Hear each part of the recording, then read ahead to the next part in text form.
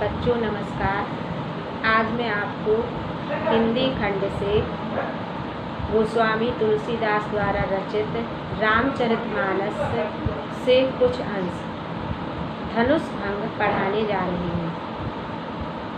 इसमें उस समय का वर्णन है जब गुरु विश्वामित्र जी के साथ राम लक्ष्मण सीता के स्वयंवर में पहुँचते हैं। सीता के स्वयंवर की यह शर्त थी कि जो भी राजा धनुष पर प्रत्यंचा चढ़ाएगा उसी के साथ सीता का विवाह होगा। तो जब विश्वामित्र के साथ राम लक्ष्मण स्वयंवर कक्ष में पहुँचते हैं तो वहाँ की मनोरम छटा का वर्णन किया गया है। उदित उदयगिरि मंच पर रघुवर बाल पतंग बिकसे संत सरोज सब हर्षे लोचन भ्रम। उदयगिरि पर्वत पर जैसे बाल सूर्य का उदय होता है तो कमल खिल उठते हैं और उन पर भौरे मड़राने लगते हैं। इसी प्रकार से उदयगिरि रूपी मंच पर जब श्री राम रूपी बाल सूर्य पहुँचते हैं तो संतों के हृदय रूपी कमल खिल उठते हैं और उनके नेत्र रूपी भौरे प्रसन्न हो जाते हैं। हर्षे हर्षे माने प्रसन्न हो जाते हैं। नृपन केरी आशा निशिनासी बचन नखत अबली न प्रकाशी। नृपन केरी आशा निशिनासी, राजाओं की जो आशा थी कि हम धनुष को तोड़ेंगे वह आशा रूपी रात्रि समाप्त हो गई, क्योंकि अब वो समझ जाते हैं कि अब तो ये ही धनुष को तोड़ेंगे। बचन नखत अबली न प्रकाशी, और उन राजाओं के वचन रूपी नक्षत्र प्रकाशहीन हो जाते हैं। मानी महिप कुमुद सकुचाने कपटी भूप उलूक लुकाने।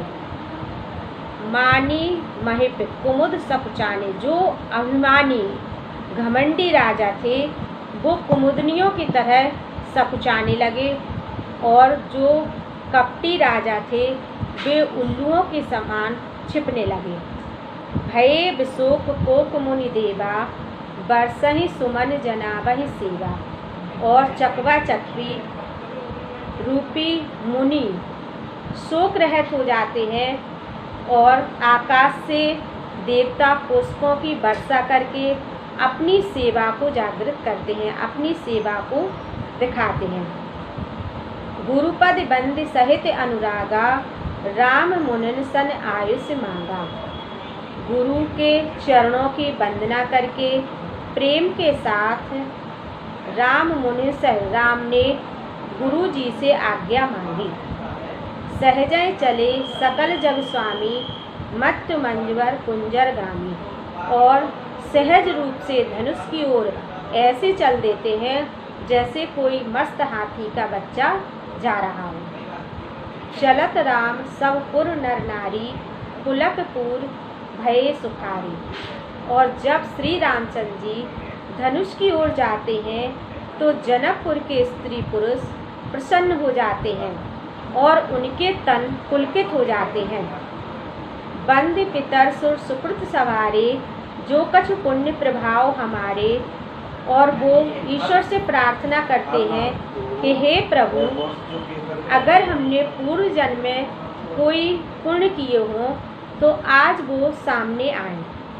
तो शिव धनु मृणाल की नाई तोरहु राम गणेश गोसाई।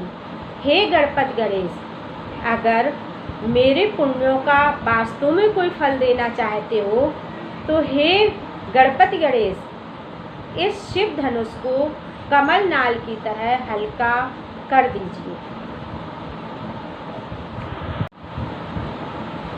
राम ही प्रेम समेत लख सखिन समीप बुलाए। सीता मात स्नेह बस बचन कहे बिलखाए।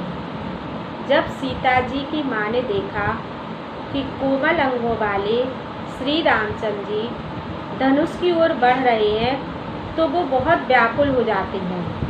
यद्यपि उन्हें श्री रामचंद्र जी का स्वरूप बहुत सुंदर लग रहा है। फिर भी वो ये सोचकर व्याकुल हो जाती है कि जब बड़े बड़े बलशाली राजा महाराजा इस धनुष को हिला तक न सके तो ये कोमल शरीर वाले श्री राम कैसे धनुष पर प्रत्यंचा को चढ़ाएंगे। और वो दुखी होती हुई अपनी सखी को बुला करके इस प्रकार व्याकुल होते हुए कहती हैं कि सखी सब कौतुक देखन हारे, ज्यों कहावत हेतु हमारे। कि हे सखी, देखो जो हमारे हितैषी कहलाते थे वे सब आज ये तमाशा देखने वाले हो गए हैं। कैसे मिलकर तमाशा देख रहे हैं। को न बुझाए कहे गुरु पाई, ये बालक असे हट भले नाई। कोई भी गुरु जी के पास जाकर उन्हें यह नहीं समझा रहा है कि ये बालक हट करने योग्य नहीं है, ये बालक इस धनुष को नहीं उठा सकते हैं। रावण बाण छुआ नहीं चापा, हारे सकल भूप कर डापा। रावण और बाणासुर जैसे बलशाली योद्धाओं ने तो इस धनुष को छुआ तक नहीं है, और देश विदेश के राजा महाराजा जो गर्व के साथ आए थे वो भी हार कर चले गए। सो धनु राज कुंवर कर देही, बाल मराल के मंदर लेही। उसी धनुष को इन राजकुमार के हाथों में देना चाहते हैं। ये तो वही बात हुई कि जैसे हंस का छोटा सा बच्चा पर्वत को उठाना चाहे। भूप सयानप सकल सिरानी, सखी विधि गति कछु जाति न जानी। हे सखी, राजा की भी सारी चतुराई समाप्त हो गई है और विधाता की गति कुछ कहते नहीं बनती है। बोली चतुर सखी मृदुबानी, तेजवंत लघु गणीय नरानी। जब सीता की माता ने इस प्रकार व्याकुल होकर वचन कहे तो उनकी चतुर सखी उन्हें बताती है कि हे रानी, ये बहुत तेजस्वी हैं, इन्हें आप छोटा मत जानिए।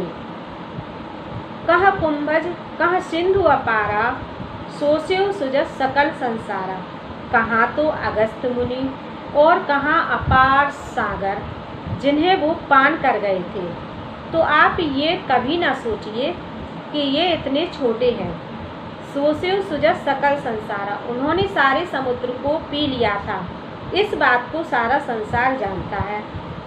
रवि मंडल देखत लघु लागा, उदय तास त्रिभुवन तम भागा। सूर्यमंडल देखने में तो बहुत छोटा लगता है, लेकिन जब वह उदित होता है तो त्रिभुवन, तीनों भुवनों के अंधकार को भगा देता है, नष्ट कर देता है।